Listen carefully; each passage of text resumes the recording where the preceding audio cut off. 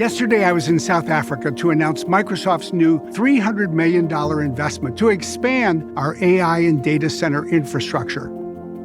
Today, I'm in Tanzania, where this infrastructure is being put to use. It's all part of a wonderful partnership with Wild Nature Institute. The group is focused on saving one of Africa's great icons, the giraffe. In recent decades, the giraffe population has been in decline. It turns out that data has a critical role to play. New insights are emerging here in Tanzania.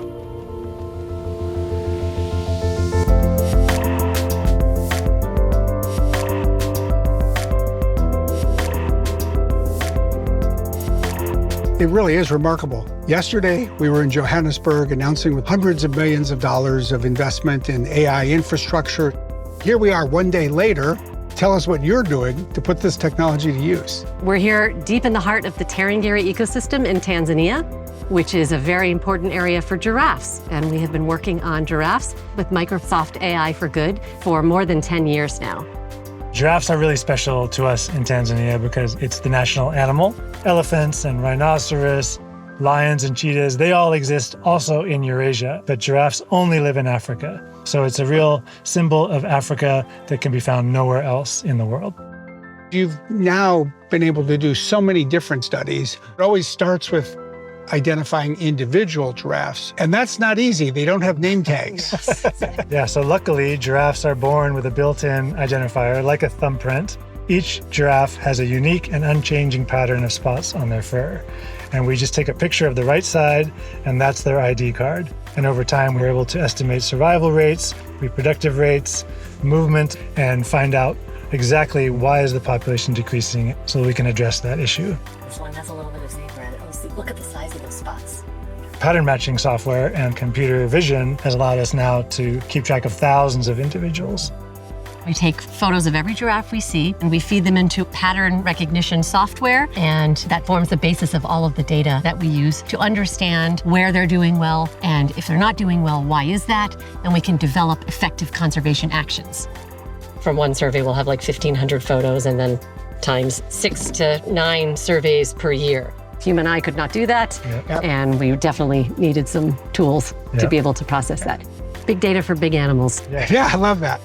There's things that we didn't know about them that we've learned now. For example, is looking at their social structure. Originally, they thought that they were very random in their relationships. And then once we started studying them over long periods of time, we realized, no, they actually have friends. They have preferred associates.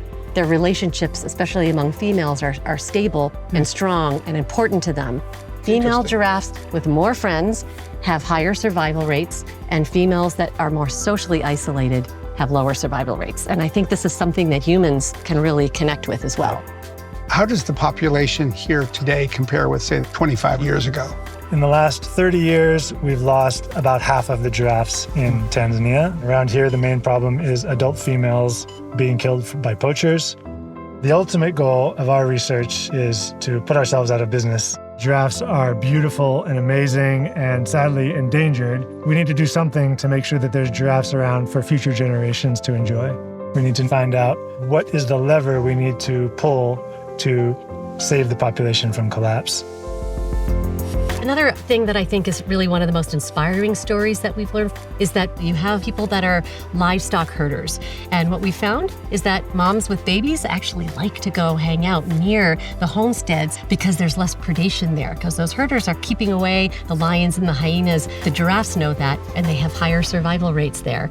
It shows that we can figure out ways that we can get giraffes and people to live together in harmony.